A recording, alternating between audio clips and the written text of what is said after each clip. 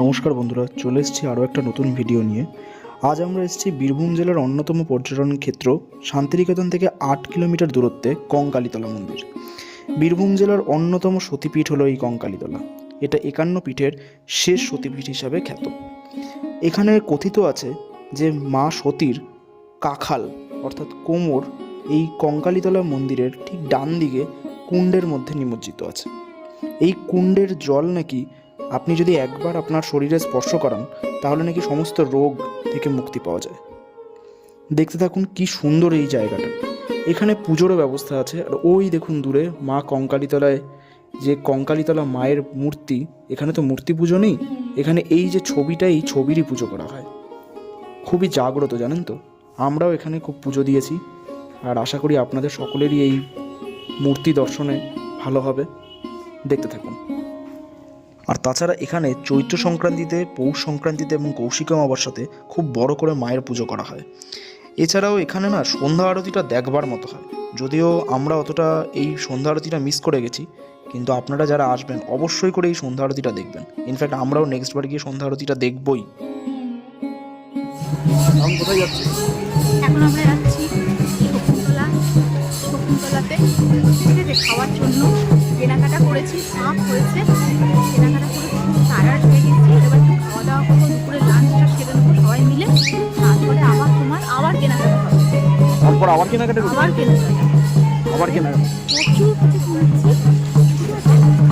খেয়ে দিয়ে আসি, খেয়ে দিয়ে এসে আবার কেনাকাটা শুরু হয়ে যাবে। মোটামুটি এখনো অনেক বাকি। চলেই এসছি, আগে খাবারটা করে ঘুরি ব্যবস্থা করে। চলো এখন শকুন্তলাতে এসেই দেখি। আমরা শকুন্তলা রেস্টুরেন্টে এবার ঢুকছি। এই দেখো, শকুন্তলা রেস্টুরেন্টের প্রবেশের এই যে পথে এখানে লাইন পড়েছে।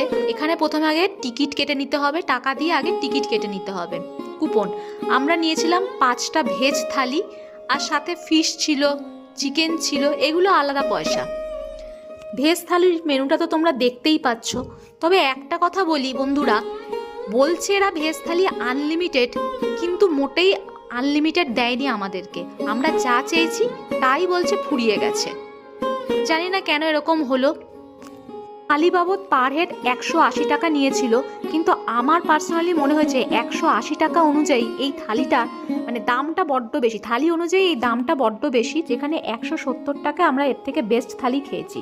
এবার আসি এই শকুন্তলাতেই টয়লেটের কথায়। টয়লেট একদম জঘন্য, মানে ওখানে কোনো তোমার হ্যান্ড ওয়াশ রাখা নেই। ইভেন বেসিনেও পর্যন্ত হ্যান্ড ওয়াশ, একটু হাত ধোয়ার কোনো মানে কিছুই নেই ওখানে। এবার আসি বসার জায়গায়।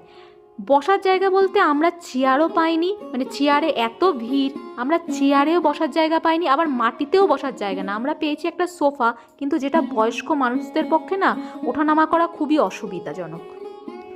আর যেমনটা দিদি বলল যে টয়লেটের ব্যাপারটা, সত্যিই তাই। যে সিটিং অ্যারেঞ্জমেন্টটা যেখানে করা হয়েছিল না, একটা হোটেলের সিটিং অ্যারেঞ্জমেন্ট আমরা যদি অন্য কোনো হোটেলের সাথে তুলনাও না করি, একটা সিটিং অ্যারেঞ্জমেন্ট আর একটা টয়লেটের প্লেসমেন্টের মধ্যে একটা বেসিক ডিফারেন্স, একটা বেসিক ডিস্টেন্স থাকা উচিত।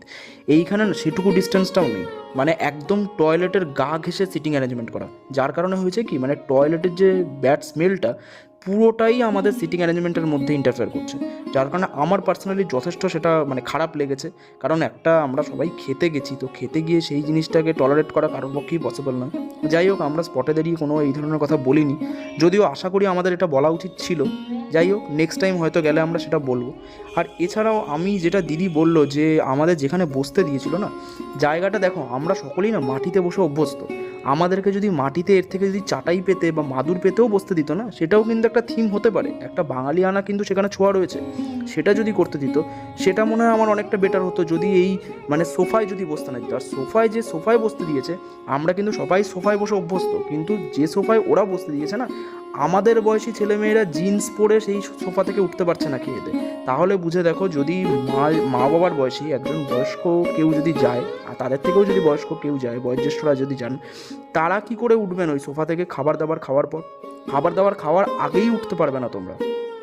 এত বাজে একটা ফেসিলিটি, মানে এত বাজে ওখানকার অ্যামিনিটিস চারপাশটা না, মানে আমাদের নেক্সট টাইম আমরা গেলে আমরা জানি না, হয়তো ওই জায়গা আমরা চুজ করবো না।